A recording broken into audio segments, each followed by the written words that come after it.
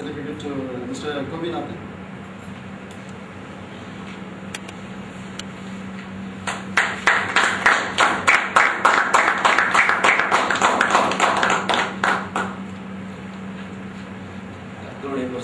சொல்றோம். நான் ரொம்ப அதிகம் படிக்காதவன், எனக்கு அதிகமாக பேச தெரியாது. ஆனால் இங்கே வந்து கலந்துக்கிட்டதில் மிகவும் பிரயோஜனமாக இருந்தது. என்னுடைய வாழ்க்கையில் நான் சாதிக்க வேண்டியது நிறைய இருக்கு. அந்த சாதிப்புக்கு உண்டான ஒரு காரியத்தையும் வந்து ஐயா வந்து மிகவும் தெளிவாக எனக்கு எடுத்து கொடுத்துருந்தாரு.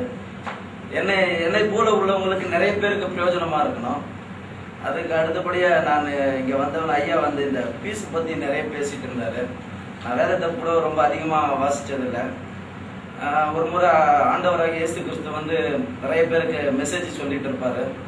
சொல்லிட்டு இருக்கிறப்போ அவங்க பசியாக இருக்கிறத தேவன் அறிஞ்சு யாருக்கிட்டனா எதனா இருக்கான்னு கேட்பாரு. அப்போது அதில் ஒருத்தர் வந்து ஒரு 5 அப்பம் 2 மீனை கொடுப்பாரு. அதை வச்சு 5000 பேருக்கு கொடுப்பாங்க. அந்த மாதிரி நம்ம எதனா எடுத்துட்டு அன்னைக்கு அந்த பையன் 5 அப்பம் 2 மீன் கொடுத்ததை வச்சுதான் 5000 பேர் அன்னைக்கு அந்த அற்புதத்தை பார்த்தாங்க. அந்த மாதிரி நம்ம எதனா எடுத்துட்டு வந்து கொடுக்கறத வச்சுதான் நம்ம வாழ்க்கையில நம்ம அற்புதத்தை பார்க்க முடியும். இது எனக்கு வந்த ஞானங்கள். நீங்க எப்படி நினைக்கிறீங்கன்றது எனக்கு தெரியாது. இன்னும் அதிகமா சொல்ல போலாம்,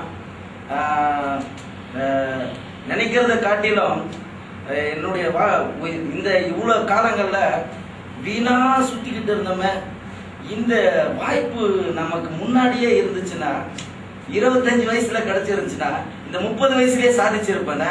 இன்னும் 5 வருஷம் நமக்கு தள்ளி போகுது. 35வது வயசுல சாதிக்கிற மாதிரியா இருக்கேன்னு கொஞ்சம் ஃபீல் பண்ற அளவுக்கு ஆயிடுச்சு.